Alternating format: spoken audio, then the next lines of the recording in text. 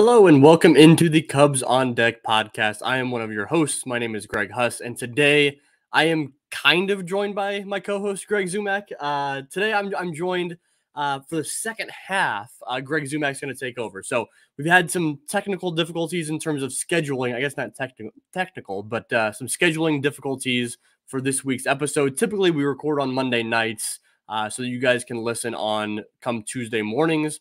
I had some work things come up. I cannot record on Monday. Zumach cannot record today on Sunday. So I'm recording this first half of the episode. I'm going to answer some listener questions throughout this first 30 or so minutes of the episode.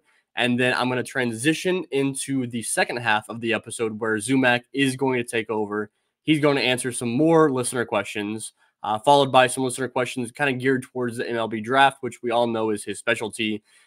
He will answer some questions on that, and honestly give some of his expertise on the draft coming up later this year, in just a few months at this point, really. But yeah, like I said, today we're three weeks into the Cubs minor league season.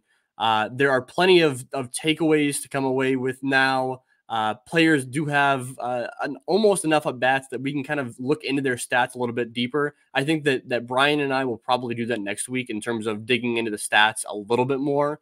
We always try to hold off a little bit. Like I mentioned last week on last week's episode, we try to hold off as much as possible on digging into some of those numbers when it's a super, super small sample size. So we'll probably dig into that a little bit more next week. This week, we're going to talk.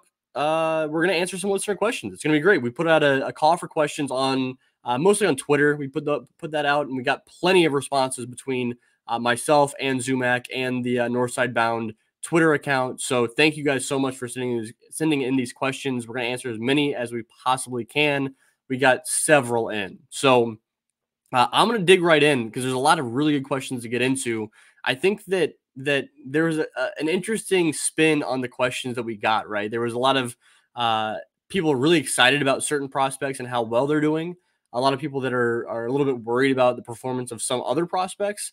And the big trend is this first question that I'm going to get into here. And that is kind of a major league slant with some of these prospect questions. So we got questions. I'd say probably 8 or so questions about the bullpen in Chicago. And if there are Cubs prospects down on the farm, probably in AA and AAA, that can help the Cubs bullpen short-term this year or later on this year, both in terms of like back into the bullpen, closers, 8th inning guys, 7th inning guys, or just like relief help of any kind. So I am going to dig into that. That is something I'm going to talk about, is that pitching, the pitching prospects and relief prospects. And I think that like before I get into just naming names and talking about players that we could see in the bullpen in Chicago, I want to emphasize that the promotion schedule with relievers, with relief prospects, is not the same as you see with position players or starting pitchers, right? So we have a pretty good idea that Cade Horton, for example, is one of the 13 best arms in the Cubs organization right now. They want to be sure that they do his development right so that when he gets called up to the major leagues, he's there to stick.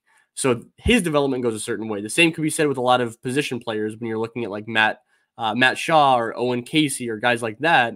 They want to make sure that development is right and ready to roll once they reach the major league level. With relievers, as soon as a relief prospect can get outs in Chicago, more than likely they're going to be up in Chicago. So you look at last year, for example, Luke Little and Daniel Palencia got called up. They were quick risers up through the system. They made their way to Chicago pretty quick. They started 2023 as a starting pitcher prospect, got converted to the bullpen, and eventually both made their debut in Chicago in the bullpen. Once you're able to get any sort of outs in the bullpen, in relief at the major league level, the Cubs will call you up.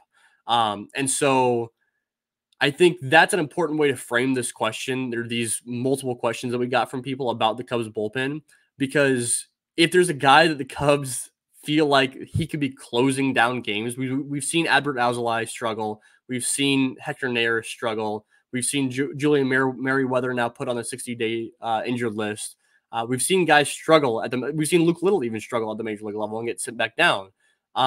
So the way I want to frame that is that, like, if there was a guy that could be a closer in Chicago right now, he would be up, and maybe he wouldn't be closing, but he would be getting some sort of outs in relief in Chicago if a guy like that was ready.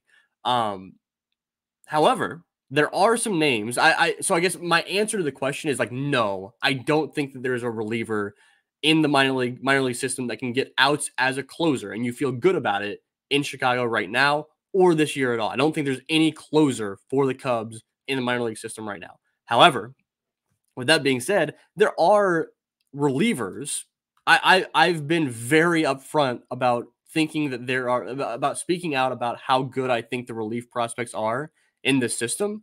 And I'm willing to say that there are several relievers down on the farm between AAA and AA that will get outs this year in Chicago. So let's start off with the Iowa relievers because there's fewer prospects there, but there are still some prospects in Iowa that could get outs in Chicago. I think the first one I'm going to talk about is Porter Hodge, who is already on the 40-man roster. His call up to Chicago will be much easier because he's on the 40-man roster, but the results haven't been tremendous from Porter Hodge in terms of the runs that he's been giving up in Iowa. He started off the year in AA Tennessee. He got called up to AAA Iowa. The results have been not the best, but what Porter Hodge is doing is pretty impressive. He touched, I think it was 99.6 miles per hour with the fastball on the gun in his AAA debut in Chicago. That is not a number we should get super accustomed to seeing running it up to triple digits. That's not expected from Porter Hodge.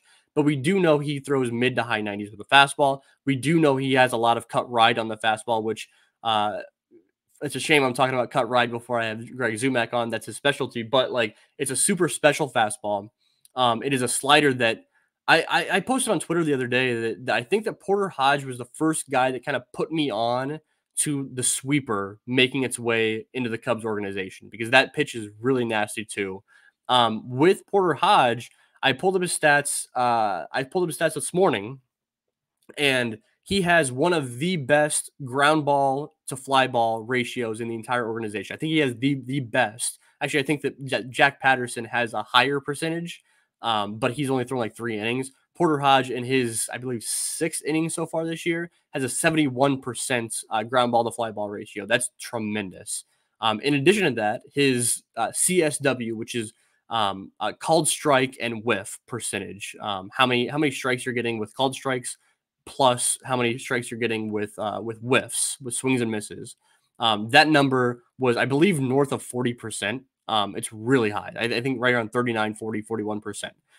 One of the best in the organization as well. So he's getting a lot of swings and misses. He's getting a lot of looking strikes, and he's getting a lot of ground balls. That's kind of a recipe for success. I expect him to be throwing innings in Chicago this year. And I think that he, of everybody that I'm going to cover here in this next few minutes, Porter Hodge is probably the guy that I could see as having the highest leverage outs at the major league level this year.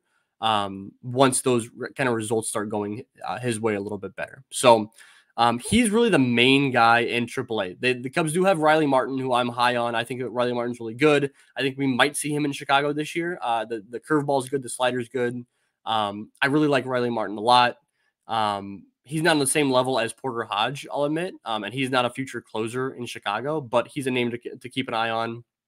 AA Tennessee is littered with names. The bullpen in AA Tennessee, like I've said multiple times, is tremendous. Zach Lee is a guy to keep an eye on in terms of that future closer potential. He's an older guy, not a lot of wear and tear on his arm. Really good slider. He's debuting a curveball this year. The fastball is also that kind of cut ride variety to a certain degree. Zach Lee has some closer potential down the road. We could see innings from him this year. Again, not in the 9th inning, but Zach Lee is a name to keep an eye on. As is Frankie Scalzo Jr., who continues to get outs. He was featured on this show last year. Frankie Scalzo Jr., the fastball, the slider is tremendous. He's continued to shut down games for the AA Tennessee Smokies. Jake Reindl was a guy I mentioned on social media today, actually on Sunday, that if he stays healthy this year, I could absolutely see Jake Reindl getting outs in Chicago just because that slider is one of the nastiest in the entire organization. He has closer mentality. I don't think he will eventually be closing games down in Chicago, but he has closer mentality, the way he kind of attacks hitters. And so Jake Reindl is definitely a guy I could see getting outs in Chicago. And the last guy I want to mention, also on the 40-man roster, much newer to pitching than a guy like Porter Hodge or Jake Reindl or Zach Lee. Michael Arias is looking very good, throwing 1 inning and 2 inning spurts for the Tennessee Smokies. We know that the changeup is tremendous. We know the fastball gets run up there in the high 90s, and then we know that the slider shows flashes. Michael Arias will just need to show that he can stay consistent on the mound from outing to outing, string together multiple good outings in a row.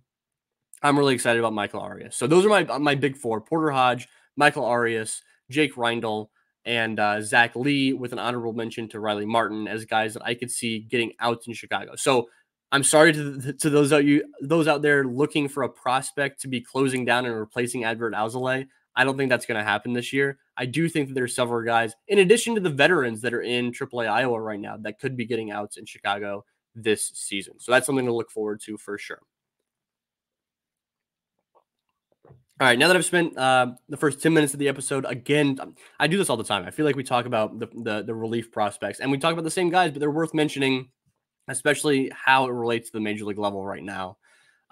Let's dig into some more questions. We have a question from Eric Borch. Actually was not sent in directly in relation to this episode, but I really like the question that he sent in to me over on Twitter, so I wanted to kind of cover this here.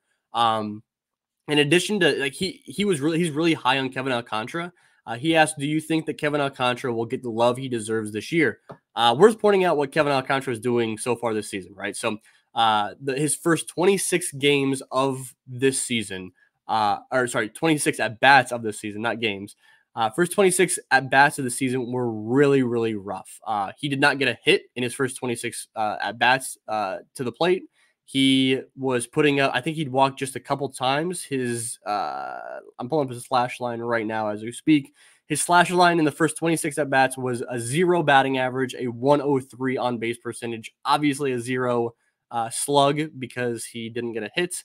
That's good for a 103 OPS. And then his next 21 at-bats, which are his most recent 21 at-bats since then, he's batting 476 with a 500 on-base percentage while slugging 810. That's a 1310 OPS. That's incredible. So basically the week and a half stretch on either end has now canceled each other out.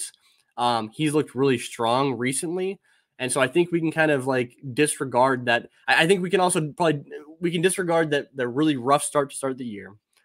We can disregard this really hot stretch. Now let's get into like what we're excited to see about Kevin Alcantara coming up the rest of the year. Eric's question about will he get the love he deserves is really interesting, because I think that people like me, I have Kevin Alcantara at this point ranked as the number 3 prospect in the Cubs organization. And part of that is that I am anticipating a real breakout this season from Kevin Alcantara.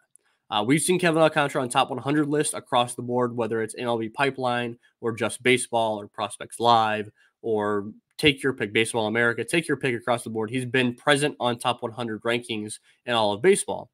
That's without having a real breakout, right? We always talk about how Owen Casey did have his breakout last year where he was really strong. He was the Cubs minor league hitter of the year. Kevin Alcantara hasn't had that yet. So if Kevin Alcantara can do that, then that's his breakout. That's a love. So I'm anticipating that breakout. And so I've already been giving him the love. And so the fact that he's already present from like 60 to 100 on top 100 lists really goes to show that I think those rankings, those publications are really like chomping at the bit to really shoot him up rankings as soon as he breaks out. So yeah, I think that as soon as he breaks out this year, he will get significantly more love. It's worth pointing out that like he's already getting a decent amount of love without having that breakout. So yeah, I think this is a big year for Kevin Alcantara, because I think if he doesn't break out, right, if he's more of a 700 to 750 OPS guy as opposed to a 800 to 950, like that range, then yeah, he's going to fall out of top 100 lists. If he strikes out a ton, people are going to be super worried about that approach at the plate and him chasing sliders out of the zone, him not being able to catch up with fastballs high and tight. This is a huge year for Kevin Alcantara. It could be one where he ends up taking off and being a top 30 prospect in all of baseball and continues to be a top 3 prospect in the Cubs system. or he could drop down to the 10 range in the Cubs system and outside of top 100 list if he struggles. So huge year for Kevin Alcantara. I'm really excited for him to get some love that he deserves if he breaks out. So we have a couple questions from Michael Eddy, who's terrific at sending these questions, and really appreciate Michael, whether it's a live stream or a recorded version of this episode like we're seeing today.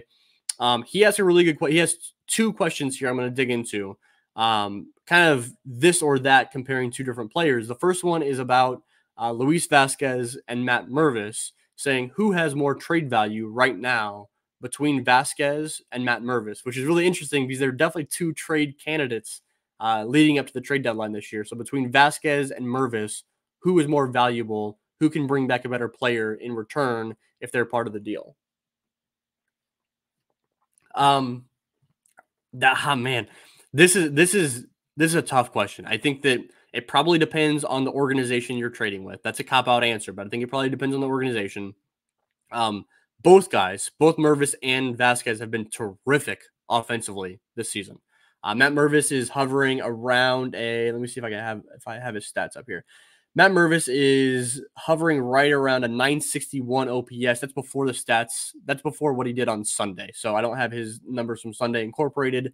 961 OPS.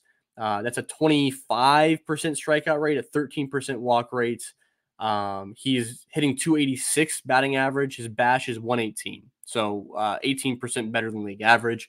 He has been a really good hitter this year. And on the other side of things, Luis Vazquez, if I can pull up his numbers, I don't have his numbers in front of me, but he's been terrific. He's been one of the hottest hitters in the organization over the past week and a half. He has been really proving that what he did last year was not a fluke. And I'm going to go with Luis Vazquez as the guy having more trade value right now. They're both on the 40-man roster. They're both kind of like on the outside looking in of the Cubs roster. I think that because he's a shortstop that plays great defense and he's hitting, regardless of the fact that it's only really happened for a full calendar year at this point, that's valuable. And teams know like what they're getting in terms of his floor of him being a really good defensive shortstop and being able to play second base and third base if need be. Matt Mervis obviously is terrific. I think that like in a lot of ways, like Michael Busch just needed to be given a shot, and now he's killing it in Chicago. I think Matt Mervis just needs an extended look. I think not only an extended look, but just like the confidence to know that like if he doesn't perform for 2 straight weeks, he still feels confident that he's going to have that job at first base for the next 2 months. That's huge for Matt Mervis and that confidence that he can bring to the plate on a daily basis, because he has that in AAA Iowa. He's proved that he's too good for AAA Iowa. So I'm going to go with Luis Vazquez as having more value, but I think that both guys could bring back some good pieces or be packaged with other pieces to bring back some major league talent. So I wouldn't be shocked if both of these guys are not in the Cubs organization come mid-July after the trade deadline, or late July after the trade deadline. The other question Michael Eddy has in comparing two guys is who gets to AAA first between Cade Horton and Matt Shaw. Another really, I really like these comparing two players questions. Cade Horton had his second start of the year today on Sunday. In that start, he went 3 1/3, I think is what he ended up going. Only gave up 1 earned run. It was on a home run to the last batter that he faced of the game. Threw about 60 pitches, I think is what it was, and 48 or so of them were strikes. Really good percentage as far as that's concerned. Obviously, still not letting him go longer than 60 pitches in a game. That's not out of the ordinary with the rest of the Cubs pitching prospects in the organization, and it's not shocking considering the bullets they want to save with Cade Horton moving forward. Matt Shaw has obviously been tremendous. Coming into Sunday's action, he was batting .316. He's got a OPS of 1.085, walking 20% of the time, which is crazy high. Striking out 24%, which is higher than you'd kind of expect, but still better than league average. He's getting on base almost 50% of his at-bats or plate appearances. So Matt Shaw has been tremendous this season. If I'm betting on who gets the AAA Iowa, not Chicago, who gets the Iowa first, I'm going to say Cade Horton. I think there was an outside shot that he was going to get assigned to Iowa out the gate this year, and he did not. Versus Matt Shaw, I think was kind of always destined for Double A Tennessee. So I think that another thing to consider with this promotion up to AAA Iowa is that there's infielders at AAA Iowa right now between BJ Murray kind of figuring things out at third base. Jake Slaughter is there. Chase Strumpf is there. Luis Vazquez is there. David Bodie's injured right now, but he was there. There's guys in AAA Iowa that can man those infield positions. Right now, the AAA Iowa rotation is decimated by injury and by promotions up to the major league level. So there's been a lot of injuries in Chicago, obviously, and they've had to call up Ben Brown, Hayden Wesneski, guys that were in the AAA rotation. So right now, you got guys in the AAA Iowa rotation like Thomas Pannone. Riley Thompson was just converted back to the AAA Iowa rotation, which I hate. I love to see Riley Thompson in the bullpen. So I think that like Cade Horton can pretty easily slot in to a rotation slot in Iowa. So I'm going to go with Cade Horton as my pick between Cade Horton and Matt Shaw. But I think that both of them could make it up there in this first half of the season for sure. Speaking of Michael Eddy, who sends in a lot of great questions, Don Hyman also has always sent in a lot of good questions. I think dating back to the growing Cubs days with me and Jimmy. Thank you so much for sending these questions in. I got a question about the system as a whole. So we've dug into some players, but let's look at the system as a whole. Don Hyman pointed out that the system may not have an MVP prospect right now. They have some really good prospects, obviously. Maybe not an MVP caliber prospect, but it seems to provide more balance, including pitching versus hitting, than the previous Cubs rebuild. Just kind of wants my thoughts on that. So I love talking about this, right? So if you're comparing this current system compared to the state of the system back in 2014, 2015, 2016, when you had Chris Bryant and you had Javi Baez and you had Kyle Schwarber and you had Addison Russell, Jorge Soler, guys that were just boppers and MVP caliber, obviously, with Chris Bryant, all-star caliber with Kyle Schwarber and Jorge Soler, and MVP caliber with Javi Baez when he was at his peak. So really good top end of the system back then. This is something that Don points out that I've been kind of preaching for the past, I don't know, basically since the Yu Darvish trade. That the Cubs have done a really good job of building building a system that is deep throughout. I think that is kind of transitioned a little bit this year, and we'll get into that, I think, a little bit later. Maybe not.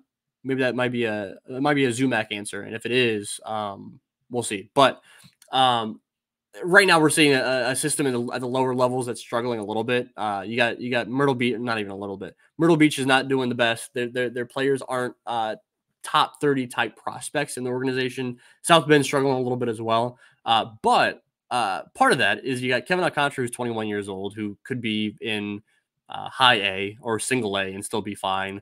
You got that with Jefferson Rojas, who could be in the complex league because he's still just 18 years old. You got a lot of PCAs just 21 years old. Owen Casey's just 21 years old. Those are like age level of the lower levels of the minors, but they're up at the upper levels of the minors. So I've been pointing this out for years that I think the Cubs have done a really good job of building an organization that can continue to promote guys up to the major league level over the course of several years, as opposed to that rebuild that brought us a World Series, obviously. KB and Russell and Baez and Schwarber and Soler, all those guys were called up in the span of like one calendar year or so. They're all up at the same time. And after that, it was like, you didn't have a whole lot of anything, including like any pitching at all. So I think they've done a lot better job this time, balancing out the pitching and hitting a little bit more. The development across the board, I think that bringing the really good prospects up to like great level and bringing the like okay prospects up to good level, I think that's been really, really important in building out an entire system. So you're going to have guys called up this year. You might get a Cade Horton and Matt Shaw promotion this year. You have PCA. You might get Owen Casey next year. You might get Kevin Alcantara next year. The year after that, you might get Jefferson Rojas. You might get some of the lower level pitching. You might get the Drew Gray the year after that. Like, I think there's going to be a steady promotion of players for the next several years that really impact the big league club and really bring a lot of strong things to that team. It doesn't just have to be over the course of one calendar year or so. So I've loved how they've built this organization. They're going to need to continue to do that. I know that Zumach will probably hit on the draft. I mean, the draft in my eyes is super important this year. They have to keep developing players really well, or you're going to start to see a hollowed out system at the lower levels. And those years like 2029, 2020, or 2030, 2031 are going to be really rough if you don't continue to build out this organization. So, yeah, I'm really glad that Don asked that question. I think that's a really important element of this system this year, past years, and future years. All right, I got to go to my guy, Gary Ross, who is the biggest Jake Slaughter supporter out there. He's always in the comments for us. He's always in the comments for CHGO, pointing out the strong performances from Jake Slaughter. And I do want to hit on Jake Slaughter because we haven't talked about him in a while. Gary asked, when will Jake Slaughter get a taste of the big leagues? What Jake Slaughter has to his advantage is he is this year performing very well. He's 27 years old this year in AAA. He's playing second base. He's playing third base. He's batting .311. He's got an OBP over 400. His OPS is right around 850 or so. And he's playing some pretty strong defense, and we know that he can go out there and steal a bag. He's got 4 stolen bases so far this year. He does a lot of things really, really well. What Jake Slaughter doesn't do well is he swings and misses a lot. The strikeout rate is north of 30% so far this year, and that's because there's a lot of swing and miss on pitches in the zone, in addition to swings and misses on pitches out of the zone. And so that's kind of Jake Slaughter's downfall. However, he is valuable in AAA Iowa right now. I believe that he's a minor league free agent after this year. I'd have to go back and double check that, but I believe he's a minor league free agent after this year. But Jake Slaughter is really like ready at the drop of a hat to make his way up to Chicago. And I think another place where he is valuable is I think that Jake Slaughter can come up and fill a gap at third base or at second base or at DH or wherever you need him, or a bench spot for a while. If, say, Miles Mastrobuoni goes down and a guy like Nick Madrigal goes down, then maybe you call up Jake Slaughter. Maybe you call him up if there's a couple injuries, and you can call him up, and then you add him to the 40-man roster. You have to accommodate for that somehow. But I think with Jake Slaughter is after you're kind of done with him at the major league level filling that gap, I think you can probably outright him off the 40-man roster and send him back down to AAA and use him as super valuable depth. I think we talked about this before the season started when we were kind of predicting how many major league debuts we would see from the Cubs farm system this year. I think Jake Slaughter is a really good example of a guy that could stay in the organization after being outrighted off the 40-man roster, and that's super valuable. He can bring value to this organization in a lot of different ways, become a minor league free agent after this year if he wants to, and kind of use this season as a real audition to sign with another club over the offseason, or do a Jonathan Perlaza and sign in the KBO and really show out in preparation for a major league contract in a few years. So I really like Jake Slaughter. Is an incredibly entertaining player to watch. He may not be a top 30 prospect in the organization, but he is one of my favorite prospects to watch on a day-to-day basis because of the way that he plays, the way that he is out there diving after the ball. He's sliding. He's taking the extra base. He's stealing bases. He's a fun player to watch play baseball. And I really love Jake Slaughter for that. So I wanted to give him some love. I know he's like on the older range in terms of age of prospects at 27 years old, but he still deserves some love here based on what he's been doing so far this year and in the past couple of years as well. So that's all I've got. Those are all the questions I wanted to kind of hit on today. But I'm going to have more here in a few minutes from Greg Zumach. And again, I can't thank you guys enough for tuning in. I won't end the episode. Stick around. I'm only 30 minutes in. Stick around. We're going to transition over to Greg Zumach. You can find me on Twitter at Out of the Vines. You can check out the Discord. You can find us on northsidebound.com. All that fun stuff. Go check it out. Go consume prospects as much as you possibly can, because it's been a super fun year. But in the meantime, stick around for a few seconds here, and Greg Zumach will answer more of your questions and dig into the MLB draft this upcoming year. Thanks, guys. Hello.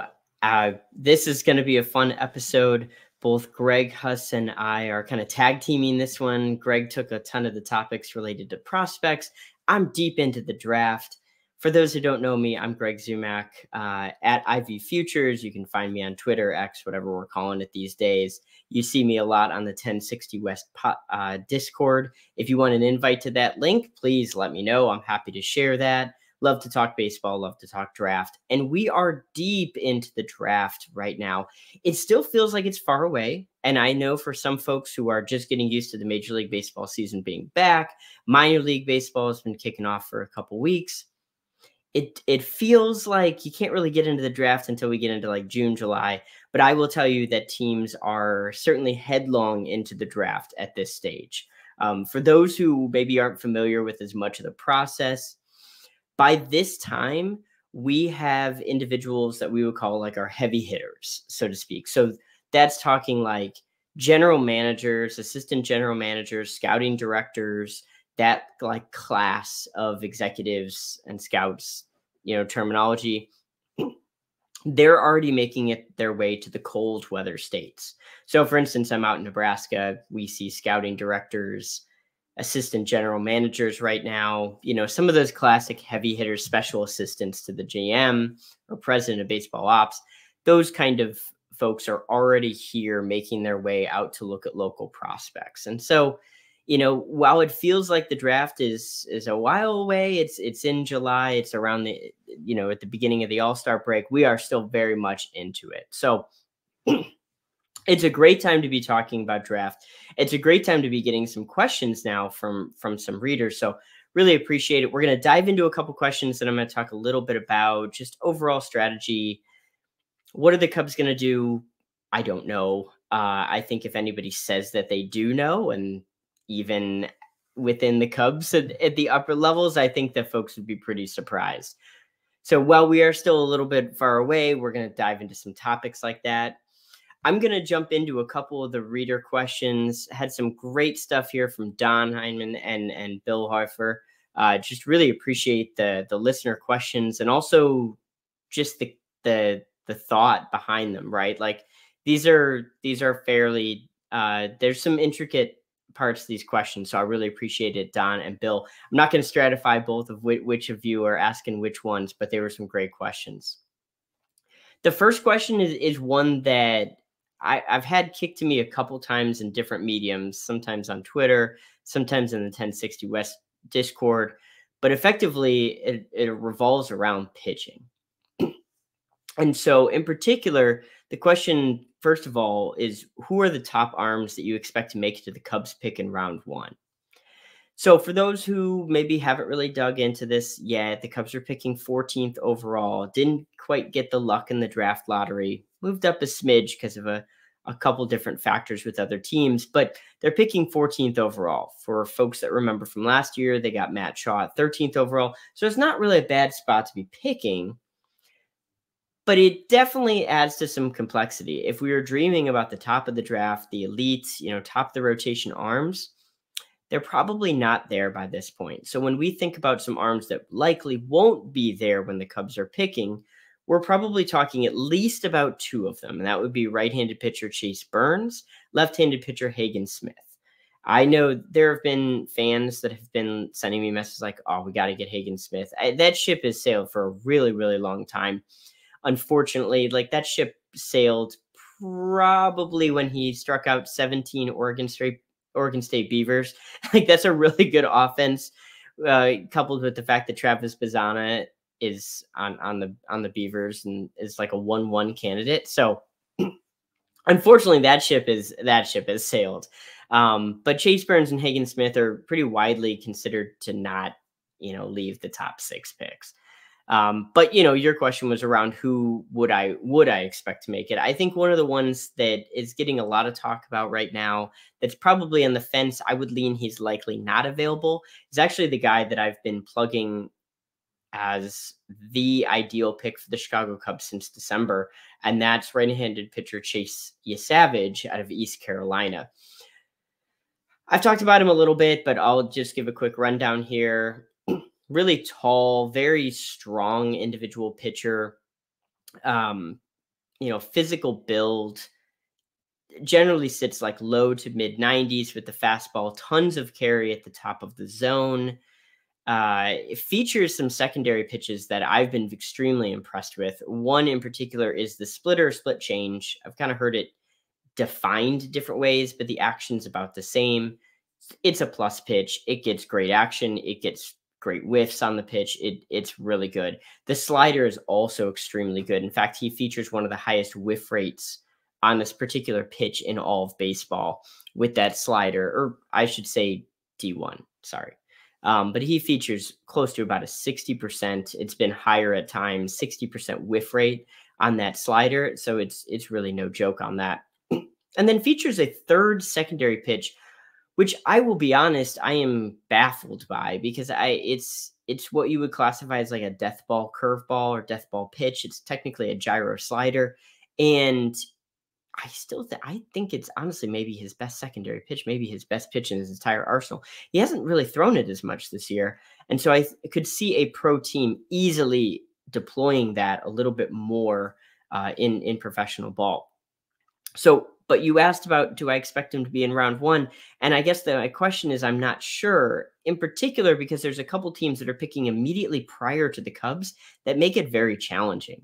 So, for instance, we have the San Francisco Giants and the Boston Red Sox that are picking right in front of the Cubs. And those are teams that make really good, smart decisions. Craig Breslow came from the Cubs and now is in Boston. What's going to be the interplay with those scouting directors? Is Craig Breslow going to take more hands-on approach? How did his scouts feel about a guy like Trey Savage? I don't know the answers to that. I don't think anybody does until it ultimately comes about. But that would be something where if the Cubs are picking 9th or 10th, I'd feel a lot more secure that Savage could be available. So we finally get to the actual question that you're asking, which is who do I expect to make it to the Cubs? And there are a few guys to kind of pay attention to. One that's gotten a ton of hype for a year or so is Brody Brecht, the right-handed pitcher out of Iowa. He features a really phenomenally fast fastball. I wouldn't say it's an amazing pitch. There was some chatter that the pitch reached 104. I think it's been pretty widely confirmed now from TrackMan that it wasn't really 104, but he features upper 90s to low 100s velocity. So, consistently sitting there 98, 99. I've seen him hit 100 on a verified, game that I've been at. And so like it is definitely premier velocity. The question surrounds what type of fastball action you're really going to get out of it. With a guy that's throwing in the upper 90s to low 100s, the amount of movement isn't as big of a deal, but you definitely would like to make some improvements on it. And if nothing else, establish some sort of control command. Right now, that's the issue with Brody Brecht. If Brody Brecht had average command, we'd be talking about him in the top 10, because even with those fastball shape movement concerns, you're still talking about a guy with premier velocity and really one of the best sliders in the entire draft. That's really not underrating it at all. So Brody Brecht, though, I still do think with those questions, he's likely there when the Cubs are picking at 14 or right in that range. I could see him actually fall into the low 20s just because it's a fairly similar type profile as Hurst and Waldrop last year, where the secondary pitches, and Waldrop had better secondary pitches, but the secondary pitches are unbelievable. The fastball command was bad, and there were fastball shape concerns. If a team feels like they can make adjustments to that, this feels like a type of guy that you take a chance on.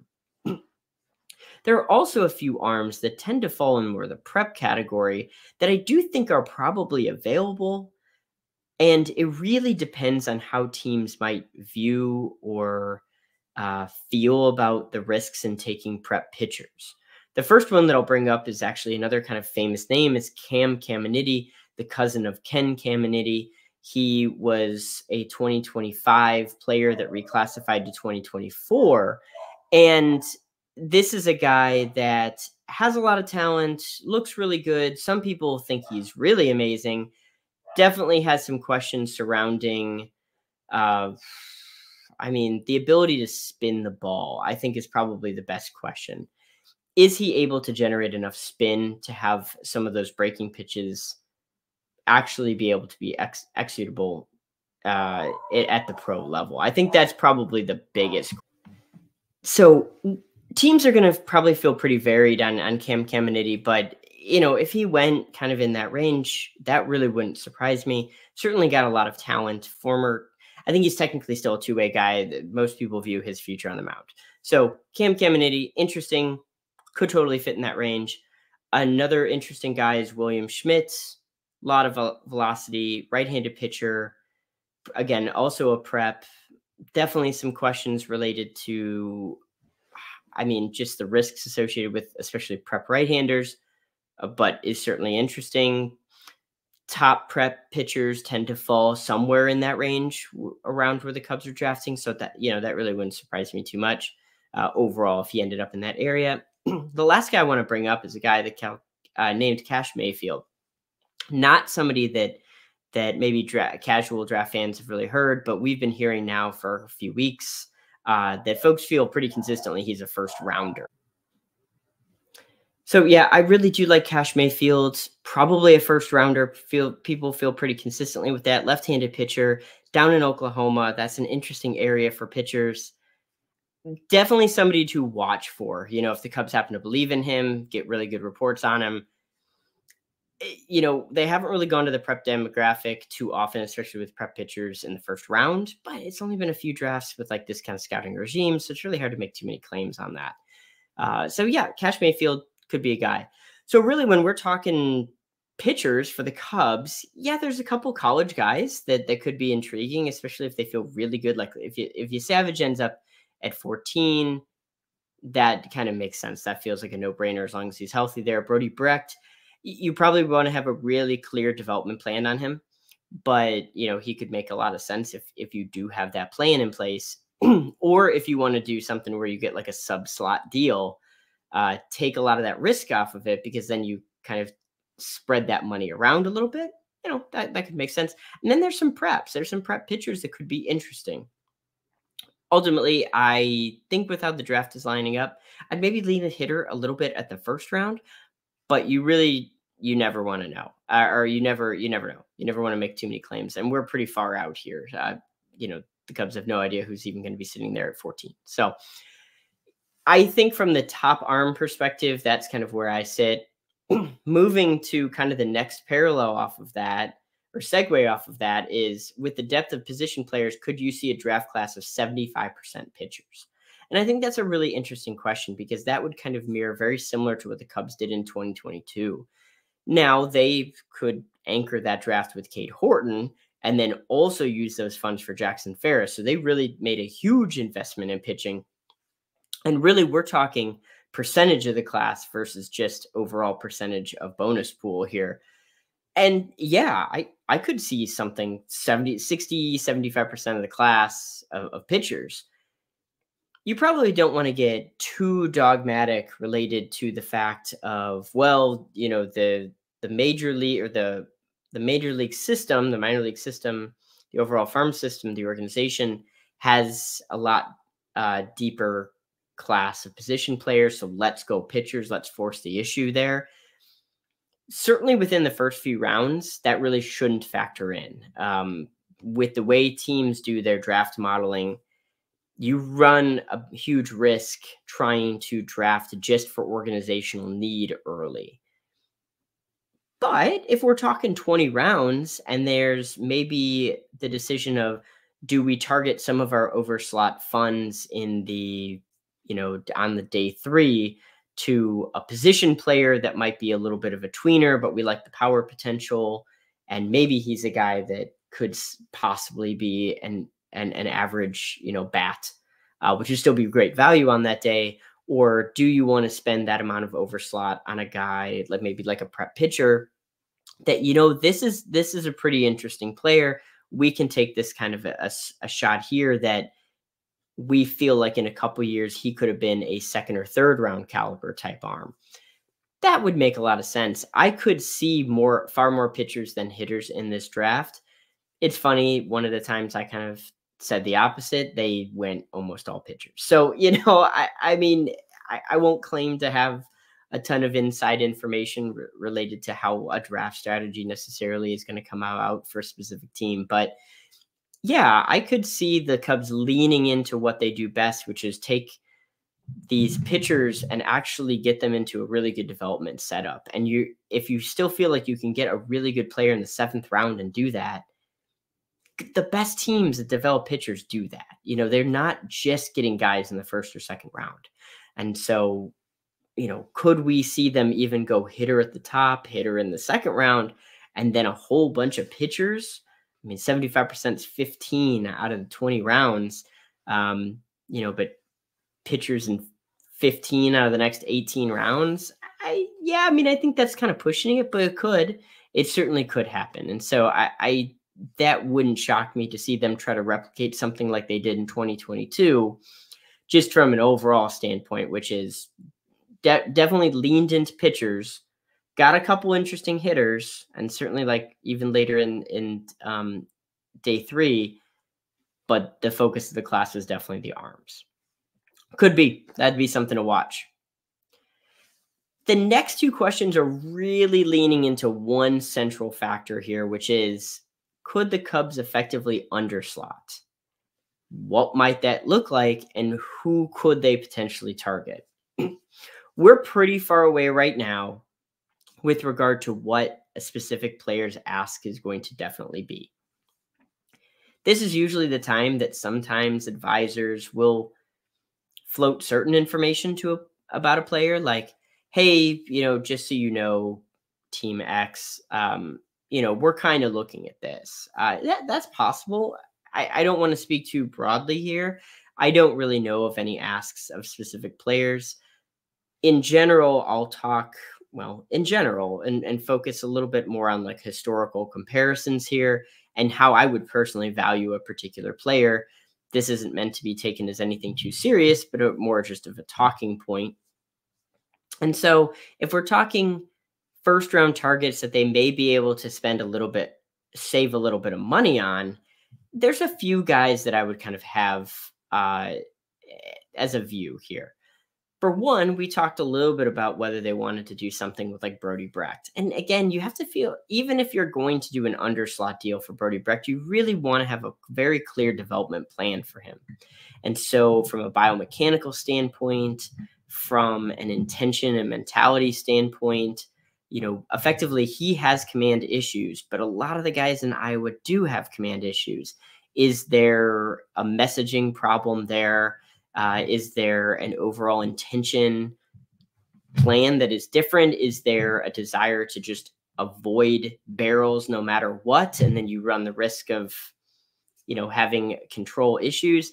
Those are all factors that the scouts need to really dig in on and decide, hey, if we in particular took like a Brody Brecht and just put him into our system, clean up the mechanics a little bit, but really more of an intention and mentality of focus on certain areas, will some of these things just kind of naturally improve? I think that's kind of always the discussion and what scouts are trying to figure out. So within that category, I think that Brody Brecht could make a lot of sense, and arms kind of like that. Maybe a Cash Mayfield. Maybe the Cubs are really in love with that type of lefty prep arm, but don't want to go the full bonus pool. And again, I have no knowledge of the bonus pool asks or anything like that, but the Cubs' 1st round pick is valued at approximately $5 million. That's what they have allocated. It's like $5,005,000 or so. And if you were to take a player and let's say get him for 80% of that slot, so approximately $4 million, and then use that $1 million on other type of talents throughout the draft, you can take a little bit more of a risk in round 1, feeling like you don't have as much resting on that particular pick and that particular player developing. And so maybe that lessens the risks with taking a prep arm. So, a prep arm should at least be a consideration there. And then I really do think like there's a certain depth of college hitters that we really need to be looking at. And so I'll throw out a couple names, and I don't know. I've heard now some people are talking about them in the top 15. I I really like a couple of these guys, but I think that certain teams are going to value them very differently. One of them is that I really, really like is James Tibbs III. He is an outfielder, but right fielder with Florida State. And he shows you everything from a batted ball perspective that you could possibly want, to the point that I'm kind of even leaning towards if you could value him and get him for a slight discount to even, I can be honest, even if you could probably get him at slot, I think I really do like the overall package, and I'm not too worried about what he's going to be valued at. But let's say in a hypothetical situation, you could get him for an underslot. Teams are valuing him at about pick 19 or 20, and you can save $600K, $800K on that type of pick. That would be the type of player that you would want. From a defensive standpoint, he's probably a left fielder long-term, maybe a right fielder, but probably a left fielder long-term. And so you do get dinged a little bit from the defensive positional versatility and value. And so that's something to consider. But also, if you do believe in the bat and you think you've got a 2 to 3 win type hitter that could make their way through the minors up to the majors here by, let's say, late 2026, early 2027, I mean, the value is really strong there, especially if you can get him at a bit of an underslot and then use that funds later. The Cubs pick at 55 is valued at approximately 1.6 billion. They've got tons of money to spend. 1.6 million. And so if you save 400K on the front end with the first pick, sliding about a $2 million offer to maybe even a little bit more with overage amounts, and you can do senior signings, you can get a really good player, somebody, 2.5 million type of player at 50, in the low 50s, 54, 55. That's really, really valuable. And so I think it is a draft strategy that makes a lot of sense for the Cubs. It doesn't mean that they have to execute it that way. For instance, we've talked about, like, if Trey Savage is sitting there, I don't think you really need to overthink that. Just like last year, Matt Shaw probably could have gone in the top 10, 6th or 7th, wouldn't have really been a huge surprise. He was sitting there at 13. I think you just don't question it and you take the guy and look at what he's done. I mean, I think that's the ideal strategy is somebody just frankly shouldn't even be on the board and you remedy that mistake, so to speak. And so, James Tibbs is a guy, though, that, like, he could make sense as an underslot, or he could even make sense as a full slot. But if he happens to sit there as an underslot, that's the type of profile of guy that I would like. Another one that I hear very different opinions on, and it totally depends on the day that you see him, I think. But just overall, like, how teams view this type of profile is actually Tommy White. Tommy Tanks, if you've heard of him before, and if you followed the draft or college baseball, you probably have. Tommy White has had immense power. He showed really good feel for the bat. He's played against elite pitchers in the SEC and the ACC, and really has shown, even since his freshman year, that this is a first round caliber player. There's certainly some defensive questions, and is he a third baseman? He'll show you some really good plays. Is he a first baseman? Possibly. Most people do generally believe in the bat. There are, though, some questions related to how much chase he has. And so when we talk about chase, we're talking about swinging outside of the zone. And so it doesn't necessarily mean that he's not making contact, which he will still make contact, and he doesn't strike out a lot.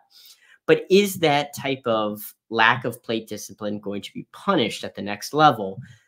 Some teams feel differently about that, but there are certain teams that lean heavily towards hitters with low chase rates, because it removes that. They feel that discerning eye at the plate is even more transferable than contact rate. And then there's some questions about whether you value something like in-zone contact rate, which is the ability that when you swing on a pitch that's in the zone, do you make contact, versus chase. And teams kind of feel differently from what I've heard on that.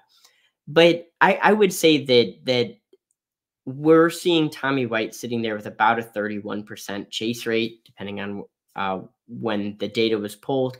That is higher than you'd like to see. And you do worry that pitchers with actually very strong execution of breaking balls could really kind of make that look silly sometimes to the next level. That being said, perhaps you limit that risk by doing a pretty significant underslot of a guy like Tommy White, save $1 million plus, if for instance, which could theoretically be possible, and then deploy that later. Well, you still feel pretty good about the bat.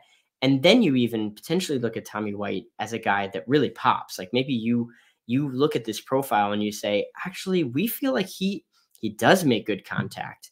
And he's got a good eye at the plate. He just feels like he wants to swing. If we can kind of tone that down a little bit, then we might even have an all-star at this level. It's really kind of an interesting area because in many ways, especially at this part of the draft, the talent and the valuations is very much in the eye of the beholder. So you can even have guys that could be like 11th on your board and get an underslot for because their ask just isn't as high. And so it really just, you want to get as many smart people in the room who've seen have as many evaluations on these players as possible. And then just see, what kind of class and who's on the board and how you can form this class together. So hopefully that kind of answers some of the questions. I'm really excited about where we are right now. Some guys to really pay attention to. Trey Savage, if he's there. Cam Smith, also Florida State. I really like what Cam Smith has shown. He's not, I would view, an underslot at this point. I think he would be something where you're kind of even just hoping he's sitting there at 14, but that would be another name to watch. James Tibbs, big fan of that overall type of profile there. We've talked about Brody Breck, some of the prep guys. It really, while this isn't like an extremely strong draft, there are definitely some very intriguing players and some players that if you get them into the right setup and the right system, I think actually the depth is pretty solid. And so this is certainly an area that I really want to focus on with the Cubs. I think what they do in rounds 2, 3, and 4 then becomes very, very interesting. This is a very important class for the Cubs.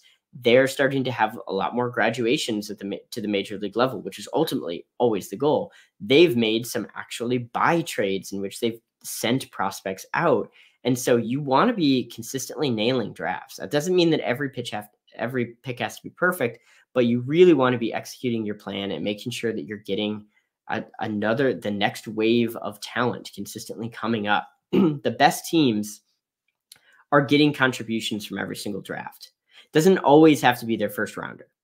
For the Cubs, for those few years when they were like really amazing, they got only contributions from their first rounders. And you certainly want it to be more spread out in the class. You get 20 picks or so, depending on if you've signed free agents, you get about 20 picks. You want to be getting contributions pretty much throughout the draft, while knowing that the heavy bulk of your resources, heavy bulk of your focus is going towards the top. It's just kind of the nature of it. But this is a good group. You want to get a deep group. You'd like to probably attack some of the areas and some of the areas of weakness, especially with those day 3 guys. And hopefully the Cubs bring in a nice balanced class, get some guys that really pop, some guys that you're just looking back even in August or September and going, how did they get them in round 6? That's always the dream. We'll see if it happens, but I am excited to really dig into it. We're getting into championship season here pretty soon, playoff college baseball. It should be really fun to see kind of who's flying in to see certain players and what we kind of have on the docket there. But follow us here. Cubs on Deck is going to have plenty of more draft discussions featuring a 10-round mock at some point. I don't know if I'll ultimately do the 20-round mock here on the Cubs on Deck pod. I'll probably drop it at Northside Bound, but it should be really good. We'll explore how to use that bonus pool, what we may try here, maybe link some guys we kind of heard like, hey, the Cubs, really like this guy. This guy's somebody to watch. Might tease some of that. And then ultimately, I think we're going to really dive into the draft pretty deep, especially when we get into June and July. So follow us here in Cubs on Deck. Appreciate the flexibility and try to dive in. We got Greg Huss jumping in on the prospects. I'm jumping in on the draft stuff, just kind of tackling things completely because it all matters and it all affects the Cubs system. So with that, I would say have a fantastic rest of your day. Thank you for listening. Make sure you like and subscribe. and go Cubs.